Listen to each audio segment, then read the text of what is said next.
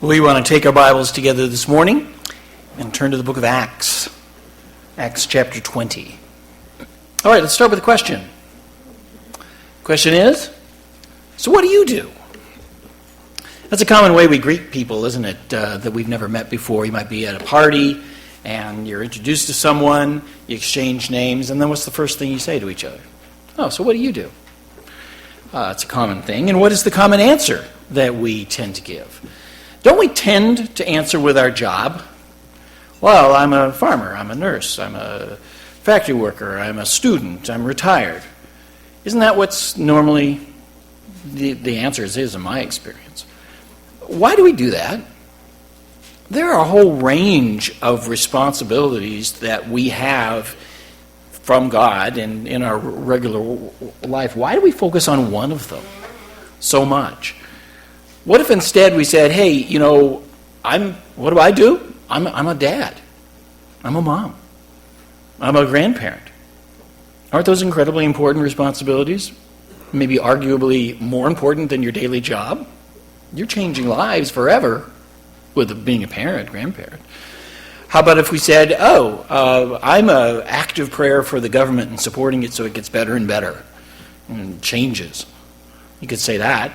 You could say, I'm a church member using my gift in my church, trying to make a difference in the world. You could say, I'm the light of the world and letting my light shine before men so they see my good works and glorify God. There's a whole bunch of things we can say, right? How about even more than that? I'm a son of God. I'm a daughter of God. That's what I do. That's my job in this world. I know that that's not realistic to say this, and I'm not really suggesting you do. But my point is, there's a lot of responsibilities we have other than our jobs that are very important, and it's what we do in this world. And then a second question came to my mind this week. Is there one responsibility that covers all of them? That isn't just segmented into one thing, but covers the whole group that we could tell people that we do, and there is. It says in 1 Corinthians 6:14, let all that you do be done in love. Love covers the whole thing. So if you really wanted to get clear about it, you could say, what do? I love others. That's what I do. God first, more than anybody else, and then other people as myself. That's what I do in this world. I love. I bring this up because Tuesday is Valentine's Day, and we're taking a break from the book of Revelation and looking at the subject of love. And let me ask you, how are you doing on your loving? How are you doing on your loving? Most importantly, how are you doing on loving God? Loving God. Well, you might say, well, I'm here in church today, Pastor. That got to prove something how much I love God. Church attendance is important. Is that the way you measure how much you love God? The more you go to church, the more you love God. The less you go to church, the less you love God. The Pharisees were really active in going to the synagogue and the temple, but they didn't love God at all. So church attendance isn't really the way to measure your love for God. How about prayer?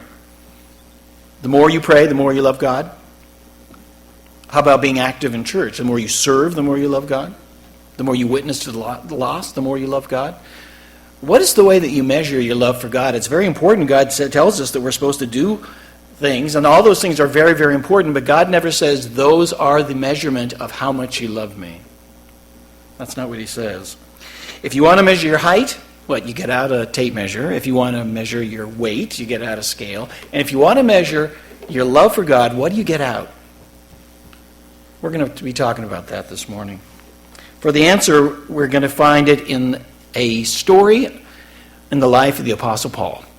And it's right here before you in Acts chapter 20. And the story is really just in one verse. Just a quick little story that you would read and just move on and wouldn't even really think much about it, but it's a deep story. Let me just read it to you real quick and then we'll unpack it.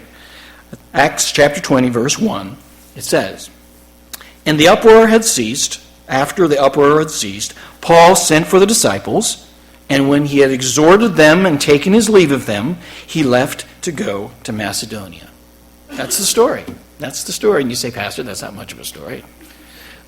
Something happened. There was an uproar that's over. Now Paul says goodbye to some disciples, and he heads off to Macedonia.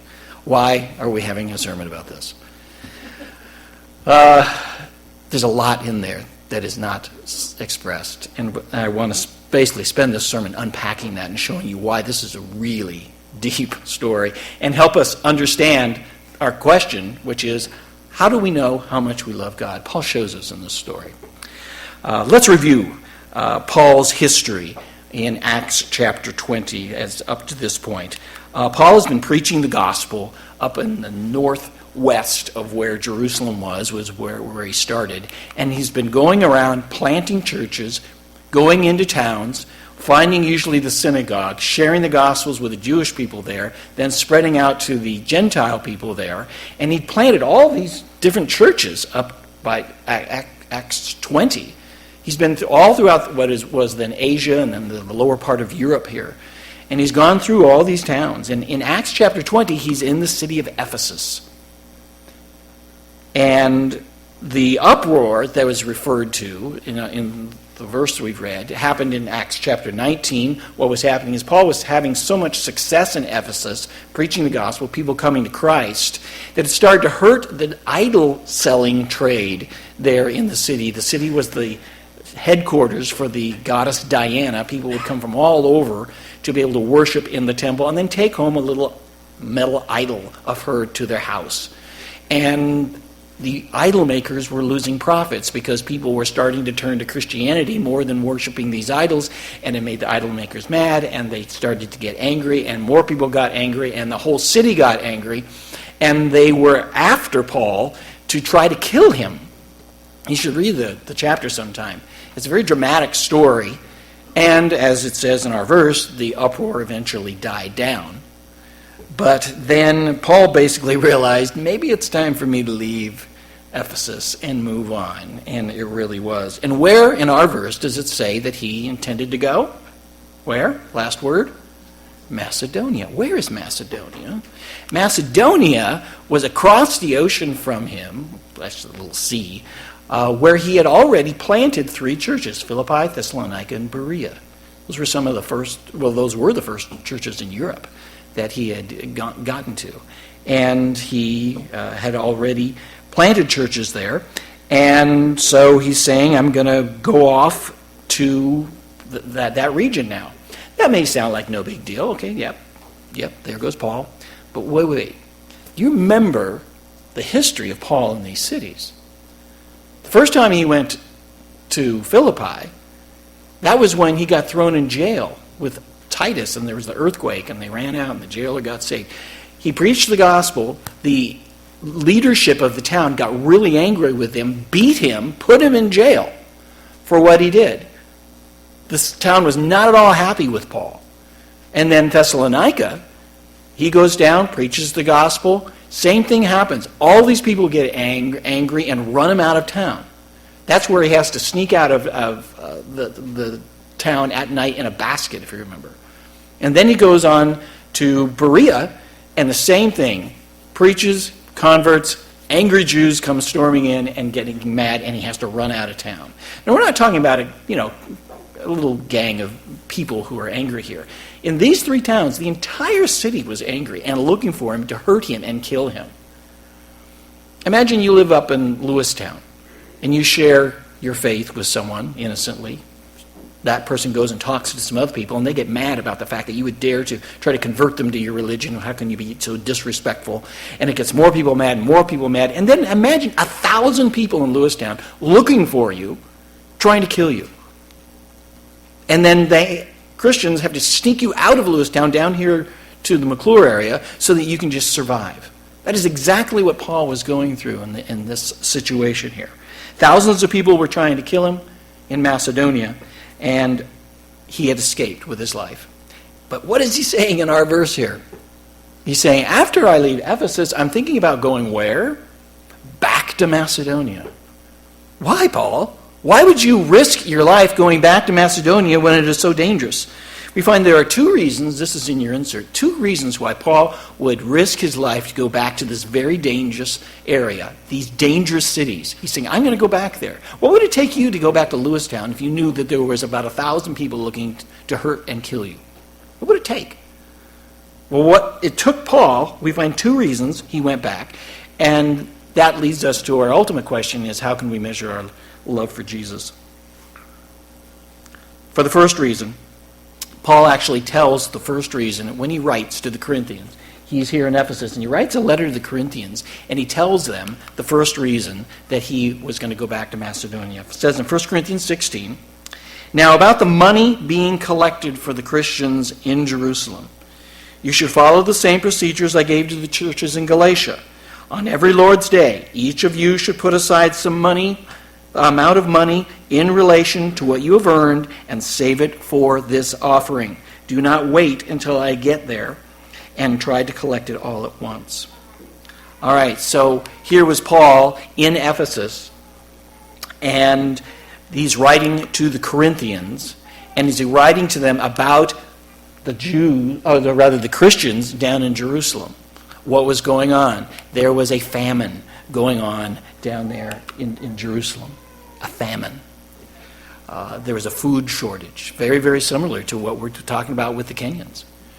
There was a food shortage going on, and they needed help. Worse off were that many of the Christians living in Jerusalem who had just come to Christ were from the lower, poorer levels of society and had an even greater need, less access to food because they didn't have much money. And so Paul's answer was, basically, I want you Corinthians to take up a collection. Things are going fine up in this area. There's no famine going on there. You guys take up a collection, and we're going to send it down to Jerusalem. But he didn't just have the intention for the Corinthians to take this collection. Look at the next verse in Corinthians 16. Paul says, "But I will come to you after I go through Macedonia, for I am going through Macedonia." So what was Paul's first reason for risking his life to go back to Macedonia in your insert? Because of his love for the Christians in Jerusalem. Because of his love for the Christians in Jerusalem. The Christians in Jerusalem are suffering from famine.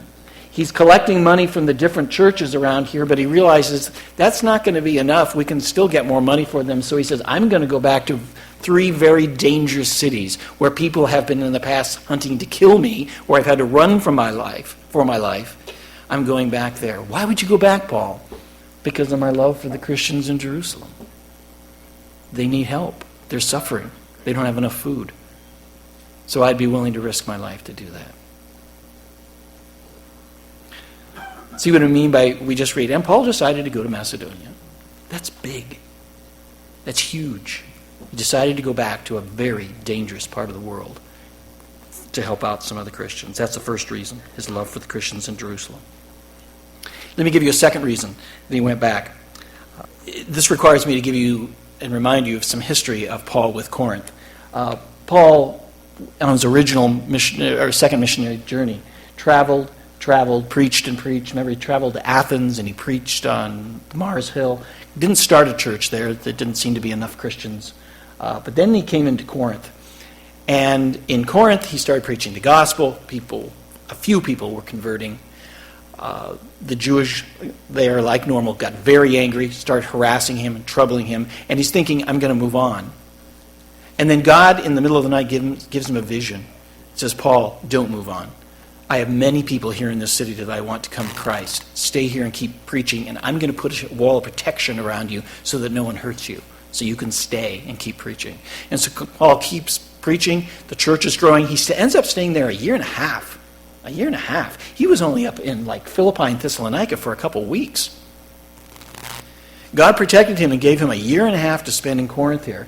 And after a year and a half, then it came time to move on, and Paul went across the sea, and he went to Ephesus, where he started preaching again, planted a church, and started building. He ended up in Ephesus for 3 years, double the time, ministering to the people in Ephesus. And as he's there during that time period, the Corinthians start having a problem. And they write a letter to him. Paul, you're in Ephesus. We've got a problem. There are people in the church who are playing favorites and being competitive about the preachers that we've had in the church. You know, you've been here, Paul, Peter's stopped by, Apollos has stopped by, and we have different factions of the group saying, well, I follow Peter, I follow Apollos, I follow Paul. And it's causing a problem. We're headed toward a church split because of it. So Paul gets this letter, and he sends another letter back telling them, how to handle this, how to resolve it, and it doesn't work.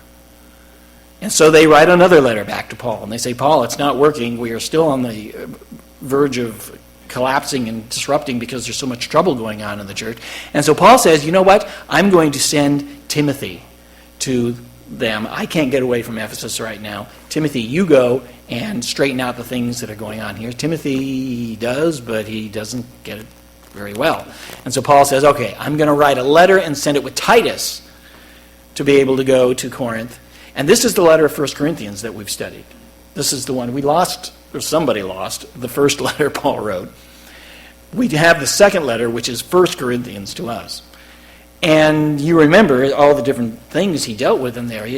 Paul knew it was a difficult letter and a hard letter to hear because he scolds them and rebukes them for so many things. You remember some of the things they had wrong sexual activity going on in the church, and they were just letting it go and weren't addressing it. They were having members sue each other. They were having members who, during communion and the church suppers, they were getting drunk and being selfish. There was just all sorts of wrong things, being competitive about spiritual gifts. Things were not going well at all in this church. And he writes them in this letter, and he says, shape up. Stop the wrong you're doing. Get back on track with God. Well, after that, Paul was a little concerned. He sends it off with Titus, and he sent the information to Titus. He says, Titus, after they get this letter and you see their response, I want you to go to Troas, and I want you to meet me there, and we're going to go over their response. Because Paul was a little concerned that they were going to not respond well to the letter, that they might be angry with him, that they might even leave Christianity and say, if you're going to treat us this way, we're just going to break up. He was very concerned about that. And so Paul heads to Troas to meet Titus, find out how the Corinthians are going.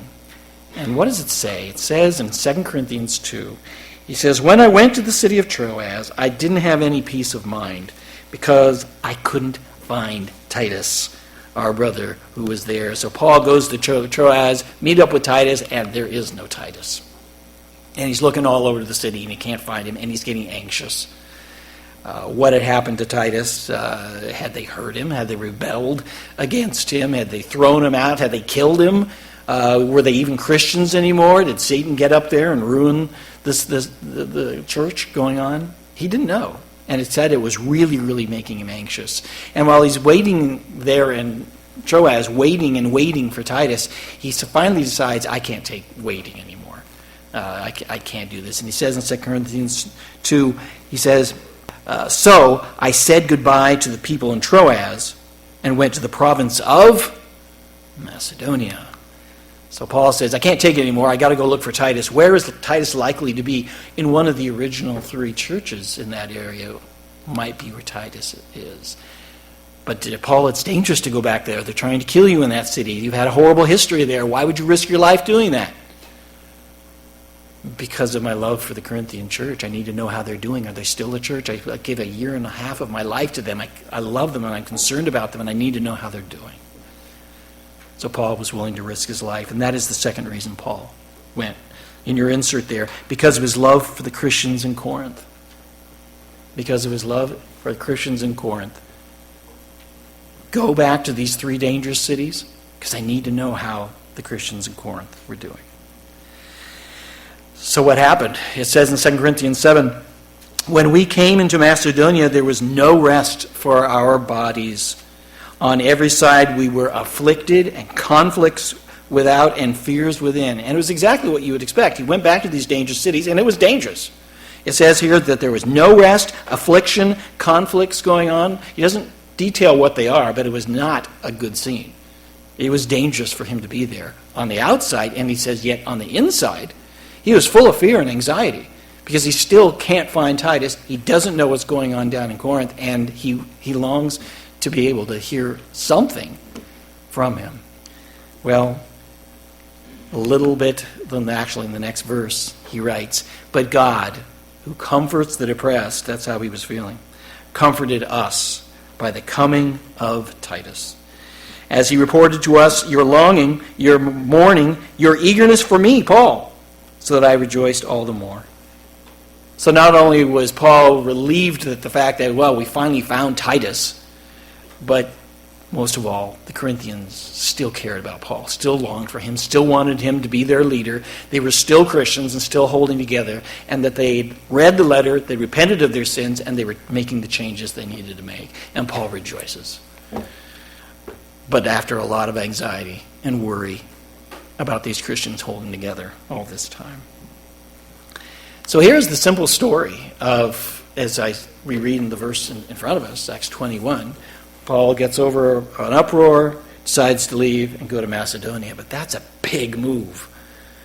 And you'll miss it if you don't understand that background. Paul was willing to risk his life, to put himself in great danger because of his love for the Christians down in Jerusalem, to help them, collect money for them, and for his love for the Christians in Corinth, who he needed to know, were they still even a church after the hard letter that I wrote them.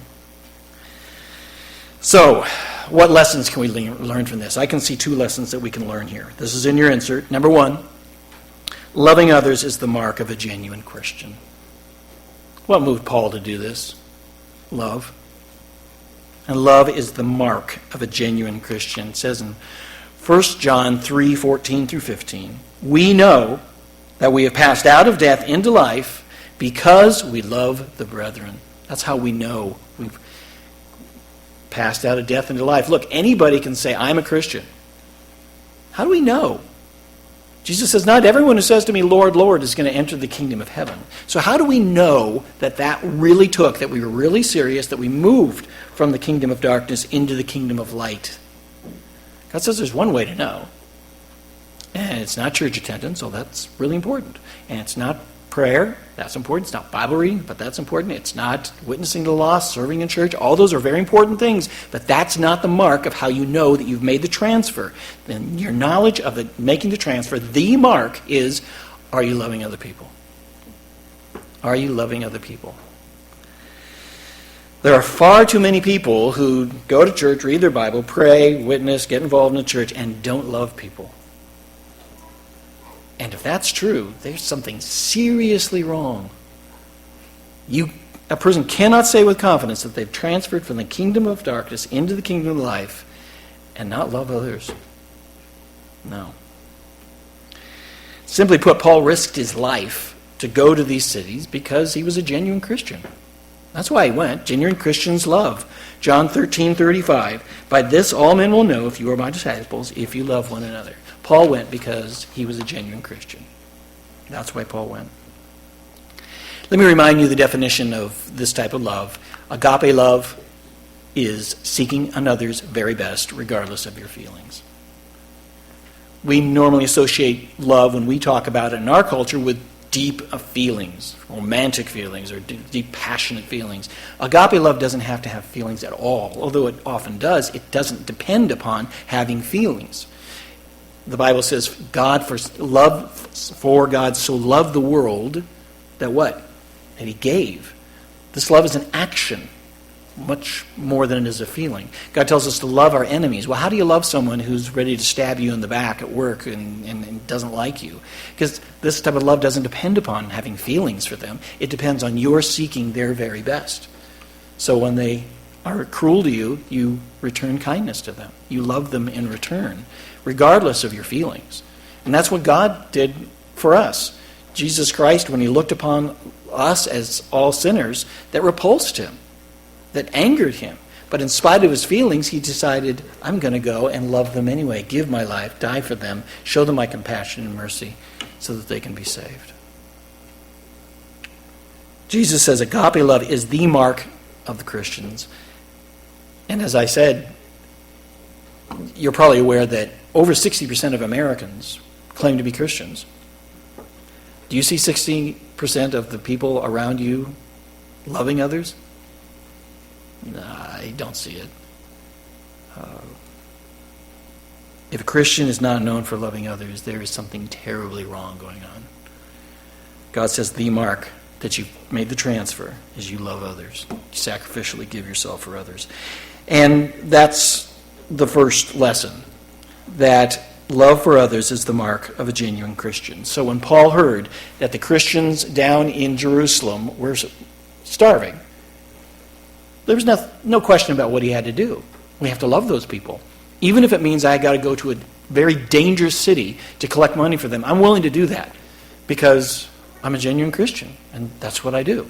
And when he heard that the Corinthians were in trouble, of the church split and walking away from the faith, he said, there's no question what I have to do. I have to love them. I'm a Christian. I'm a genuine Christian. Even if that means going to some dangerous areas to find the person who knows how they're doing, I will go because of my love for others. Love is the genuine mark of the genuine Christian. It's the second lesson that we learn. This leads us to the second lesson, that really does address our opening question. Our opening question is, how do we know how much we love God? God tells us to love him with all of our heart, soul, mind, and strength. How do we know that we're doing it the right way, really, really loving God? The second lesson that we learn from this story is in your insert. Love for others is the measure of how much you love God. Love for others is the measure for how much you love God. You know, you can stand in church and say, I love God so much, and tears run down your face. But God says, that's not the measurement of how much you love me. That's good. Do that, please. But if you're looking for how to measure your love for me, well, if you want to measure your height, you get out a tape measure. If you want to measure your weight, you get out a scale. If you want to get a measurement of your love for me, you get out the other people in your life. And you look at how you're treating them. Sue referenced this verse, Matthew 25:35. I was hungry, Jesus said, and you gave me something to eat. I was thirsty, and you gave me something to drink. I was a stranger, and you invited me in. Naked, and you clothed me. I was sick, and you visited me. I was in prison, and you came to me. Here are 6 loving things that Jesus says we can do for him. But when do we get the opportunity to do these things for Jesus? And the answer is every single time we meet someone in need, we get the opportunity to do these things for Jesus. Because Jesus says in Matthew 25:40, whatever you did for one of the least of these brothers of mine, you did it for me. Jesus says that you show love for him every time you help someone who's in need. That what you are doing for them lands on him. So the person is hungry or thirsty, you're finding Jesus hungry and thirsty, and you're meeting his need. And if a person's a stranger or they don't have enough clothing and you meet that person's needs, you're doing that for Jesus. When you come across a coworker, you're meeting Jesus. Or a sales clerk, you're meeting Jesus. Or a classmate, you're meeting Jesus. And how you treat them lands on Jesus. How do you know how much you love Jesus? Look at the way you treat the other people around you. That's what he says. Whatever you do for them lands on him. So if you're married, think about your spouse. How well have you been treating your spouse? In the last 24 hours, what grade would you give the treatment of your spouse? A, B, C, D, F? What grade would you give how you've treated your spouse? Because that answer that you come up with, let's say you gave a B to how you treated your spouse. That is the measurement of your love for Jesus. Your love for Jesus is at a B. It doesn't matter what your feelings are and how long you pray and how much you read the Bible. If you're treating your spouse badly, you're treating Jesus badly. And if you're treating your spouse really well, you're treating Jesus really well, and you know how much you love him. The same goes for your coworkers or your classmates or anyone we meet. You might have someone in your life that is constantly complaining, or they're rude, or they mistreat you on the job or at school or wherever. If you respond to them with being unkind and harsh and irritable, that's landing on Jesus. You're being unkind, harsh, and irritable to Jesus. And that's not loving him or keeping the greatest command. But the opposite is true too. If you're being kind and loving and patient with that person, that's landing on Jesus. And it's expressing your love for him. When it's hard to do, because your feelings aren't going to feel like loving that person. But if you remember, hey, wait a minute, how I treat that person is how I treat my Savior. So I will be kind to my Savior. I will be loving to my Savior. Through this person, I will know that the way I treat them ends up the way I treat Jesus. To measure your love for Jesus, you look around you and see how you're treating the people around you. That's how you know. Now, I can't imagine anyone here is feeling really great at the moment, because we all tend to not treat at least some people in our life very well. I think all of us feel a bit of guilt about that. What do we need to do? Number one, first of all, tell Jesus you're sorry for mistreating that person and him. Tell him that you're sorry that when you were overly critical with that person, that you were being overcritically with him. And that when you were being unkind, you're being unkind to him. That when you were losing your temper, you were losing it with him. That you were ignoring that person, you were ignoring him. Confess that to God and tell him you're sorry and tell him that you're going to do better and shape up. And then number two, go to the person and apologize as well. Let them know that you're going to show them patience and kindness and love. Be on your best behavior, in other words, around other people. Far too many people say, I'm not considering Christianity because Christians aren't nice and they're judgmental and they're harsh and they're grumpy and they're irritable. Why would I want to be a part of that? We must be on our very best behavior at all times. One, because we want to give a good impression of Christianity and how it really does change our lives. But number two, because everything what we're doing to other people is landing on Jesus. We're mistreating him when we mistreat others. So we must be very, very diligent to be on our best behavior at all times. You know, we come to here to church, and most of us realize I need to be on my best behavior when I'm at church. I'm not going to, yell at someone or, bark at someone or be irritable. I'll be on my best behavior at church. But we go out of church, and many Christians, that's when they just say, forget that. God says, the effort you put into being good here, do that on your job. Do that at school. Do that with your neighbors. Put that amount of effort because it matters. It matters for Christianity and it matters for Jesus. Put in a great deal of effort. Make sure you're giving yourself away in love to all the people that are around you. And that brings us back then to the very first question we had, which is, so what do you do? What do you do? As I said, why we often tell people that one slice of work when there's so much more going on. Here's a suggestion, and I don't really suggest this, but at least in your mind, what do you do? I give myself away in loving others. That's what I do. Whether it be at work or in the world or for the government or at church or the family, what I do every day is I give myself away in loving others. That's your purpose in life. I use the word giving away on purpose instead of just say, I love others. Because all loving involves loss. Whenever you choose to love somebody, you're going to experience some sort of loss. So you lose time by helping someone on the side of the road change their tire. You lose money when you send it over to Kenya to help people who are starving.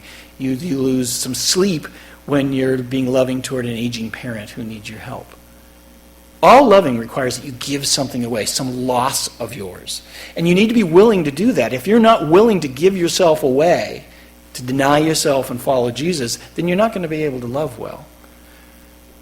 Every morning you should rise up out of bed and say, okay, what is my purpose for this day? I'll be doing 100 different things, but my overall purpose for this day is to give myself away in loving others. That's my job. That's why I was created. That's my purpose. And that will never end. You'll leave this life and you'll go to the next life. What's your purpose? What do you do? Oh, I give myself away in loving others in all the various forms. But I encourage you to remind yourself of that every day, of what your purpose is. I have that. Rise up on my phone every day. Clark, what is your purpose? My purpose is to give myself away in loving others today. I encourage you to do the same thing. So, Valentine's Day is on Tuesday. But we're supposed to be loving every day, every week, every month, every year. That's just what we do. It's the mark of a genuine Christian. Go this week. Your homework is to go love everyone you meet. Give yourself away in loving them. And as you do, remember that all that love is ending up on Jesus, your Savior and your King who came to save your life. Give him your best by treating others in the best way.